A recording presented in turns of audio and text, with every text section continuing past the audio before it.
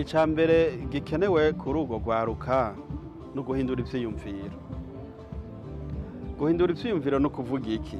Ico cyuko urwaruka rwiga mu mutwe rufise akazi, bazompa akazi. Mugabo ntibaheze ngo bige bashira mu mutwe ndiko ndakarisha ubwenge ndarondera ubwenge kugira menye ingene nzobaho nzokwibesha. Birakenewe yuko urwaruka rwiga kuba honnête, kuba bizigirwa, hanyuma no kwizigiranira kugira ngo bashobore gukorera hamwe. Ico kintu mu Barundi kiragoye cyane, bizosaba yuko haba inyigisho zihambaye, mbere ngasaba n'igihugu n'abarongoye igihugu yuko botwigisha by'ukuri kuba abantu b'ubuntu, kuko ico kintu c'ubuntu kiriko kirahera.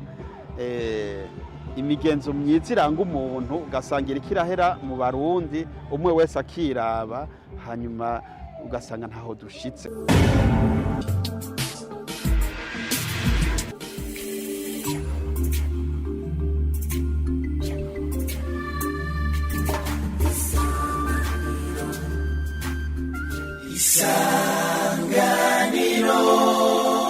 Muri urwo ruganda Aimé Laurentine Kanyana, umuhuza w'Abarundi, atumirira indongozi zose gukorera ku mugaragaro.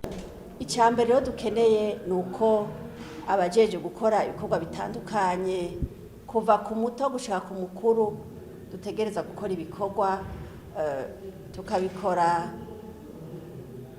dukurikije amategeko, hakabamwo gukorera aheru, ntagire ibinyegezwa bibamwo kugira ngo umuntu avyitwaze ahava ico yonona, no kwitwararika yuko turiko dukora kugira ngo duteze imbere igihugu, duteze imbere abene igihugu, maze mu vyo dukora tugashira imbere ineza n'ivyo abene igihugu bakeneye. Agahaze nkuko bisigurwa na Simeon Barumwete, umwigisha mushakashatsi mu bijanye n'intwari bereye muri kaminuza n'amategeko yigisha abanyagihugu uburenganzira bwabo. Itameze neza ni nk'ubijanye no gushira ibintu abona, ni nk'uko abene igihugu atamateka hari abereka neza nk'iyo bafise ivyo basaba, nk'icyo bafise ico basaba mu ntwaro, mbega nk'ubu nje nko gusaba nk'akaranga muntu, nje nko gusaba urupapuro rw'amavuka,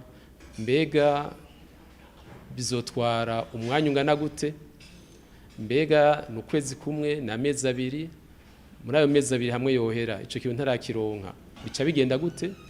Hariho rero ibintu byinshi bikorwa, asanga rero abategetsi kumbure barimenyereye bakumva umenga kubwira abanyagihugu, kubwira bene gihugu aho ibintu biteye, uburyo biriko biratwara, ukamenga turiko turabashinga ijisho, kandi biri mu byo biyemeje, kuko ibikorwa byose barangura baba biriko babirangurira abene gihugu. Aha rero turiko tuyigisha, turiko turagerageza guhimiriza indongozi nkuru z'igihugu kugira zumve yuko bazishinze amabanga batabahaye urusha gukora ivyo bashatse.